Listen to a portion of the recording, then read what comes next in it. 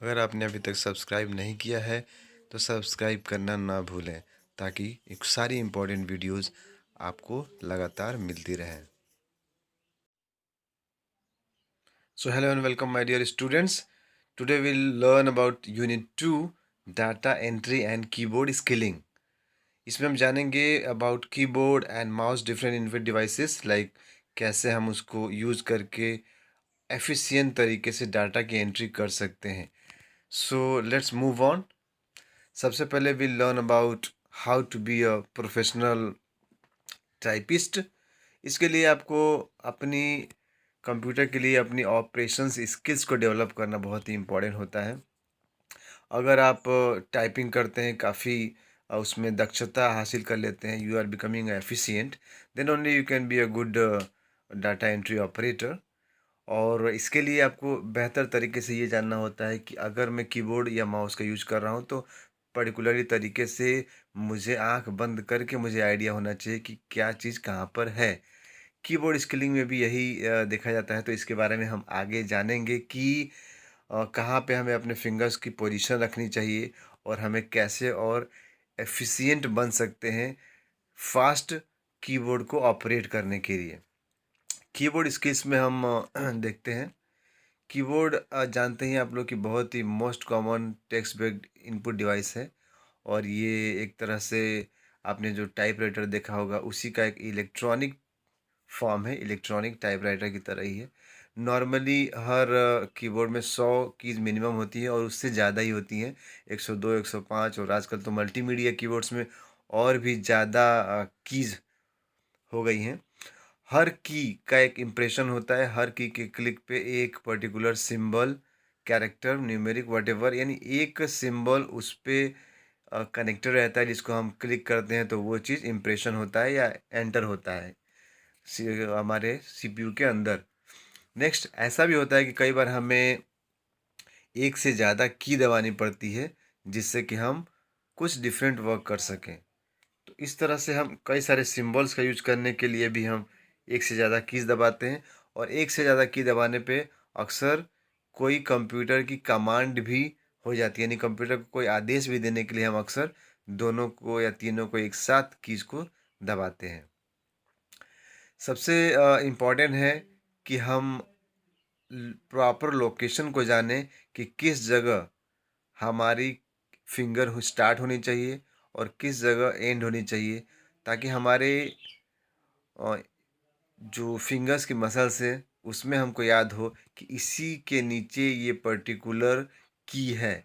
यही हमें बेस्ट एक टाइपराइटर बना सकती है, यानी दोनों हाथों को हमारी जो पोजीशन होनी चाहिए वो कीबोर्ड के बिल्कुल मिडिल लाइन में और लेफ़्ट साइड ए से स्टार्ट होते हुए हमारी फिंगर्स होनी चाहिए, जिनको हम कह सकते हैं कि जो मिडिल की है कीबोर्ड लाइन है उसको होम रो भी कहते हैं। उसका यूज़ करके हम स्टार्टिंग पोजीशन से अगर स्टार्ट करें तो हम अच्छी तरह से अपने चीज़ों को याद कर सकते हैं। एक तरह से ये हमको समझना है कि उस चीज़ को हमें ब्लाइंडली याद रखना है, यानी हम अगर आँख बंद भी करें तो उस चीज़ को जान पाए कि हमारे किस फिंगर के नीचे कौन सी की है। टाइपिंग स्पीड एक दिन में नहीं हो जाती, ये एक लंबा प्रोसेस है जिसमें आपको प्रैक्टिस करनी पड़ती है। धीरे धीरे प्रैक्टिस करते करते ऐसी भी कंडीशन आती है कि हम 60 वर्ड पर मिनट तक टाइप कर सकते हैं, यानी हमारी फिंगर्स इतनी फास्ट चलने लगती हैं कि हर सेकंड में हम एक वर्ड टाइप कर देते हैं, जिसके कारण हमारी स्पीड 60 वर्ड पर मिनट तक हो जाती है। बहुत सारे जॉब्स में, यहाँ तक कि गवर्नमेंट जॉब्स में भी आपको कई जगह 45 तक मांगता है कि 45 पर मिनट होनी चाहिए। वैसे हिंदी का 25 से लेके 30-35 स्पीड तक मांगी जाती है और इंग्लिश में यही कुछ ज़्यादा मांगी जाती है, कहीं कहीं 30, 35, 40 इस तरह से बढ़ता जाता है, यानी मिनिमम ये समझिए कि एवरेजली 35 से ऊपर ही आता है। बहुत रेयर केस में ये होता है, यानी आपकी जो की इम्प्रेशन है वो इतना फास्ट होना चाहिए। इसके लिए आप डिफरेंट डिफरेंट टाइपिंग सॉफ्टवेयर का भी यूज कर सकते हैं। बहुत सारे सॉफ्टवेयर मार्केट में भी है, ऑनलाइन भी इन सॉफ्टवेयर्स का यूज कर सकते हैं जो आपको बहुत ही आसानी से ये सुविधा देते हैं। इसमें एक है हमारा रैपिड टाइपिंग ट्यूटर या टाइपिंग मास्टर। इस तरह से कई सारे आपके हो सके, आपके कंप्यूटर में भी हो, आपके लैब में भी ये हो सकता है। ये बहुत ही फ्री ऑफ कॉस्ट अवेलेबल है सारी चीज़ें, जिनका यूज करके आप आसानी से सीख सकते हैं, क्योंकि उसमें कुछ ऐसे फीचर्स दिए रहते हैं जिसके कारण आप कुछ गेम्स भी खेलते रहते हैं, और गेम खेलते हुए वो कब आप लर्न कर जाते हैं ये आपको आइडिया नहीं लग पाता है, और बहुत ही अच्छी तरह से आप एफिशिएंट हो जाते हैं। तो आगे बढ़ते हुए हम देखते हैं, सबसे पहले तो मोस्ट इम्पॉर्टेंट हम अपने कीबोर्ड को जाने कि कीबोर्ड में क्या चीज़ें हैं और कौन कौन सी कीज़ हैं। हालांकि आज के डेट में इनपुट के लिए बहुत सारे डिवाइसेस हैं। माउस से इनपुट देते हैं, हम टच स्क्रीन का भी यूज करते हैं, कैरेक्टर या वॉइस रिकॉग्निशन है जिसमें हम बोलते हैं और वो चीज़ टाइप हो जाती है। लेकिन इसके बावजूद भी आज के डेट में कीबोर्ड बहुत ही कॉमन मेथड है इनपुटिंग करने के लिए। ऑलमोस्ट हर जगह वो यूज होता है। तो हमें ये जानना ज़रूरी है कीबोर्ड के बारे में प्रॉपरली। सबसे पहले जो हमारी कीज़ हैं जिनको हम अल्फ़ा न्यूमेरिक की कहते हैं। अल्फ़ा न्यूमेरिक की बेसिकली कॉम्बिनेशन होता है हमारा अल्फ़ाबेट A to Z और नंबर 0 to 9, यानी अल्फ़ा न्यूमेरिक, अल्फ़ाबेट और न्यूमेरिक का कॉम्बिनेशन ये कीज होती हैं। इसके बाद है हमारी नेक्स्ट कीज़ है पंक्चुएशन कीज़। पंक्चुएशन कीज़ में सारे हमारे पंक्चुएशन सिंबल्स आते हैं, जैसे कि कॉमा हो सकता है, पीरियड है, सेमी कॉलोन, ब्रैकेट, पैरेंथेसिस, और भी बहुत सारे, प्लस माइनस इक्वल टू, ये सारे हमारे कहीं कहीं पंक्चुएशन की में भी यूज हो जाते हैं। राइट, तो इस तरह से ये सेकेंड टाइप की कीज हमारे कीबोर्ड में होती हैं। नेक्स्ट है अल्ट की। अल्ट की का अक्सर हम लोग यूज कॉम्बिनेशन में करते हैं। इसका फुल फॉर्म है अल्टरनेट। तो ये कंट्रोल की एक अल्टरनेट की है। हम अक्सर एक कंट्रोल की का यूज करते हैं, लेकिन कहीं कहीं कंट्रोल की के अलावा हमें कोई की यूज करनी पड़ती है, वो है अल्ट की। तो ये हमारी अल्टरनेट की है। इसके अलावा हमारी एरो कीज, एरो की आप लोग जानते ही हैं, जो कि चारों एरोज बने रहते हैं, हमें किस साइड में जाना है। ये एक अलग कीज होती है जिससे हम अपने कर्सर पोजीशन को ऊपर नीचे लेफ्ट राइट ऐसा कर सकते हैं। शिफ्ट की, शिफ्ट की कर्सर को, की या अल्ट की, कर्सर को जब एक एक से ज़्यादा पोजीशन पे मूव करना होता है तब। इसका मतलब क्या है, सपोज कीजिए कि मुझे, मेरा अगर कर्सर यहाँ पे है, लेकिन और मैं शिफ्ट के साथ अगर एरो की का यूज करता हूँ तो मेरा कर्सर यहाँ से यहाँ तक भी मूव कर सकते हैं, यानी इतने एरिया को कवर कर देता है, यानी सेलेक्ट हो गया। तो शिफ्ट के साथ ये हुआ, राइट। तो ये कहने का मतलब है कि मेरा कर्सर अब यहाँ से लेके और यहाँ तक है, इतनी पोजीशन, यानी एक से ज़्यादा पोजीशन को कवर करना होता है, तब हम यूज करते हैं शिफ्ट की का, राइट। अब आ जाइए हमारा बैक स्पेस की, सीधा बैक की तरफ है, यानी बैक की तरफ हम स्पेस बना रहे हैं, यानी हमारा कर्सर जहाँ पे है वहाँ से बैक की तरफ स्पेस यानी जगह बना रहे हैं, यानी हम डिलीट करते जा रहे हैं। यानी जहाँ पे हमारा कर्सर है उसके लेफ्ट साइड में हमें डिलीट करना हो तो हम बैक स्पेस की का यूज करते हैं, राइट, जहाँ पे हमारा कर्सर अवेलेबल है इस समय। अब आ जाइए कैप्स लॉक की। वही कीबोर्ड में सेम की से हम नॉर्मल ये कैरेक्टर भी टाइप करते हैं, और कैप्स लॉक अगर ऑन कर दें तो यही सारा कुछ कैपिटल लेटर में भी आना शुरू हो जाता है। तो कैप्स लॉक का यूज करके हम अल्फ़ाबेट्स को अपर केस में ले आते हैं। कंट्रोल की, कंट्रोल की भी ऐसी एक की है जो बेसिकली अपने अपने कंट्रोल की का यूज ही ऐसा है कि वो एक्चुअली में दो चीज़ों के साथ मिल के होता है, यानी सिर्फ कंट्रोल की काम नहीं करेगी, उसके साथ कोई और की जुड़ी होगी। दोनों को मिला के जब हम यूज करते हैं तो डिपेंड करता है कि किस समय क्या वर्क हो रहा है, उसके हिसाब से कंप्यूटर की कमांड जाएगी, राइट। जैसे कंट्रोल के साथ हम एस दबाते हैं तो उसका मतलब सेव होता है। कई जगह ऐसा भी हो सकता है कि अलग किसी सॉफ्टवेयर में वो कंट्रोल एस का यूज कुछ और हो सकता है। तो इस तरह से ये एक कॉम्बिनेशन की होती है जो कंट्रोल करती है किसी प्रोग्राम को, उसके बेसिकली उसकी कमांड को एक्टिवेट करती है, और ये हमेशा डिपेंड करता है कि कौन सा प्रोग्राम रन कर रहा है, उस प्रोग्राम के साथ ही काम करती है। नेक्स्ट है डिलीट की। डिलीट की भी डिलीट करने के काम में आती है, लेकिन ये बैक स्पेस से अलग होती है, क्योंकि हमारा कर्सर जहाँ पे है उससे दाहिने साइड का हमें डिलीट करना हो तो डिलीट की का यूज होता है, लेकिन लेफ्ट का यूज करने डिलीट करने के लिए हमें बैक स्पेस की का यूज करना होता है। इसलिए आपको ये समझना है डिलीट और बैक स्पेस में अंतर। एंटर की क्या है? एंटर हम अक्सर मारते हैं जब हमें अपनी लाइन को चेंज करना होता है, यानी हम अगर कुछ वर्क कर रहे हैं और ये लाइन एंड हो जाती है तो यहाँ हम एंटर मारते हैं, ये एंटर का साइन है। तो ये अगली लाइन से हमारा कैरेक्टर स्टार्ट हो जाता है, यानी हम यहाँ से टाइपिंग शुरू कर देते हैं। और एंटर की क्या कई जगह प्रोग्राम या किसी कमांड को एग्जीक्यूट करने के लिए भी किया जाता है। एस्केप की का यूज जो इस समय वर्तमान में जो भी आपका वर्क चल रहा हो, ये उससे बाहर निकलने के लिए, यानी एग्जिट करने के लिए, या एस्केप इसका फुल फॉर्म है। एस्केप माने वहाँ से भागना या बाहर निकलना। किसी प्रोग्राम या टास्क से बाहर निकलने के लिए एस्केप का यूज़ किया जाता है। अब आते हैं फंक्शन की। फंक्शन की एक स्पेशल की होती है जो बिल्कुल कीबोर्ड के ऊपर लाइन से होती है, F1 F2 F3 ऐसे करके F12 तक होती है। ये की एक डिफरेंट इनका एक वर्क होता है। ये भी डिपेंड करता है कि कौन सा प्रोग्राम काम कर रहा है, उस प्रोग्राम में F1 से क्या होगा और F12 से क्या होगा। हर प्रोग्राम के लिए इसमें अलग अलग कुछ कमांड्स होते हैं, इसके हिसाब से ये वर्क करता है। तो जब भी ये समझिए कि जब भी हम किसी की को प्रेस करते हैं, वहाँ से एक इलेक्ट्रॉनिक सिग्नल जाता है। वो इलेक्ट्रॉनिक सिग्नल जा कर के और कंप्यूटर में उस चीज़ को डिस्क्राइब करता है कि हाँ, इस कीबोर्ड के इस इम्प्रेशन से या इस क्लिक से क्या होना चाहिए। जो आजकल के GUI ऑपरेटिंग सिस्टम है, ग्राफिकल यूज़र इंटरफेस के जो ऑपरेटिंग सिस्टम है, वो आजकल कीबोर्ड की जगह डिफरेंट डिफरेंट पॉइंटिंग डिवाइस का यूज़ करते हैं। आप लोग जानते हैं, लाइक माउस, जॉयस्टिक, स्कैनर, ये भी कुछ ऐसे इनपुट डिवाइसेस जिनका यूज होता है। तो GUI में अक्सर हम उनका यूज़ करते हैं, राइट।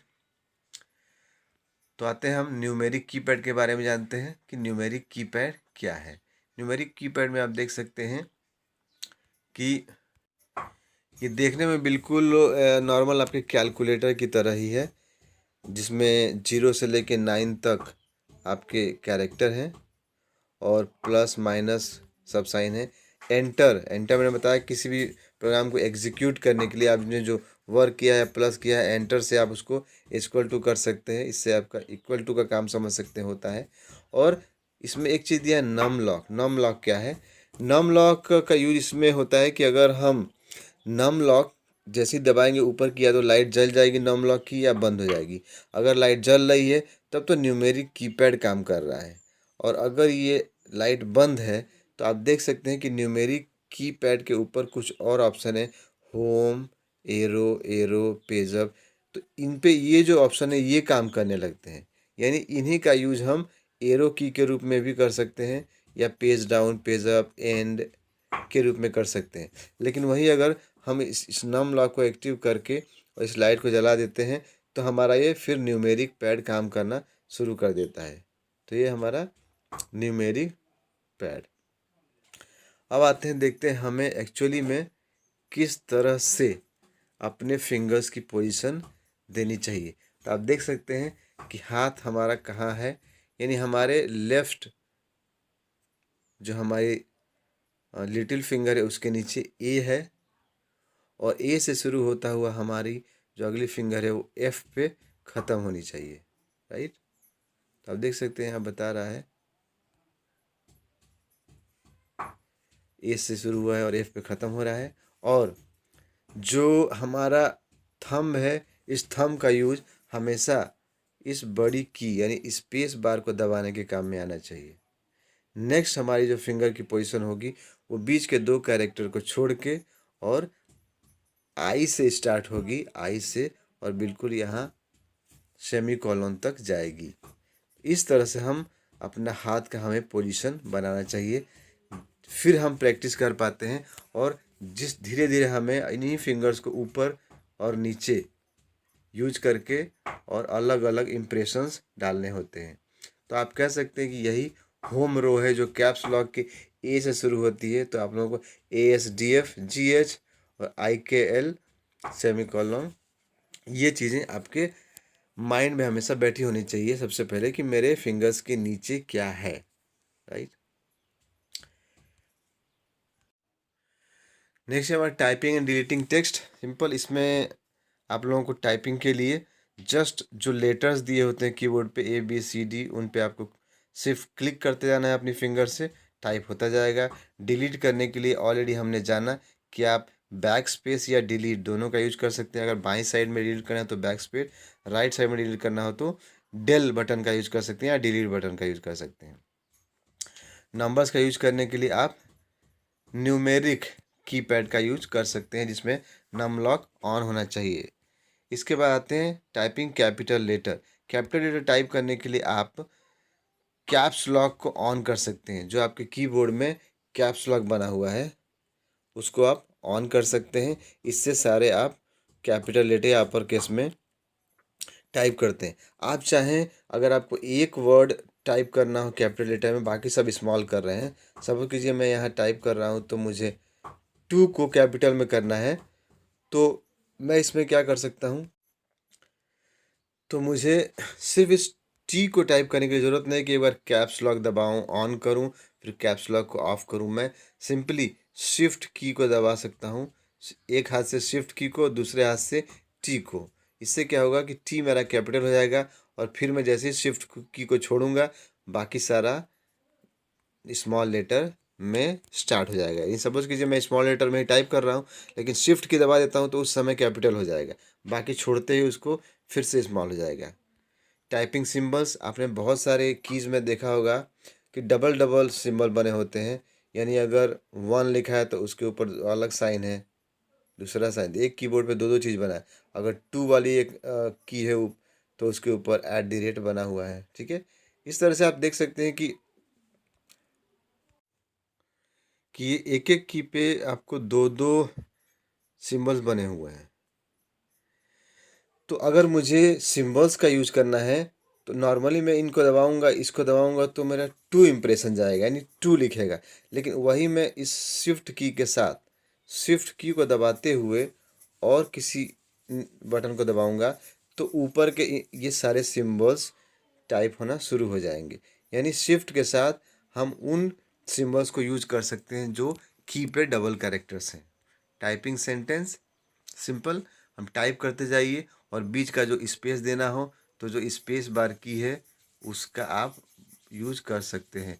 स्पेस बार कीबोर्ड की सबसे बड़ी की होती है जो हमारे इस अंगूठे के नीचे है। तो इसका यूज करके हम सेंटेंस को टाइप करते हुए आगे बढ़ सकते हैं। नई लाइन में आपको जब भी जाना हो आप सिंपली एंटर का यूज कर सकते हैं। एंटर करते ही वो कर्सर हमारा अगली लाइन में चला जाएगा। यानी मैं इसको टाइप करते यहाँ गया, मैंने एंटर मारा तो मेरा कर्सर यहाँ आ गया। अब मैं यहाँ से टाइप कर सकता हूँ, फिर एंटर यहाँ। इस तरह से मैं एंटर करके अपने आप अगली लाइन में जा सकता हूँ। वैसे तो कर्सर खुद खुद अपने आप भी अगली लाइन में जा सकता है जैसे ही लाइन ख़त्म होगी, लेकिन मैं बीच में अपने हिसाब से कहीं चाहता हूँ तो मैं एंटर का यूज करूँगा। तो that's all for today my dear students. It was all about keyboard. In next video we will know about pointing device. Have a nice time.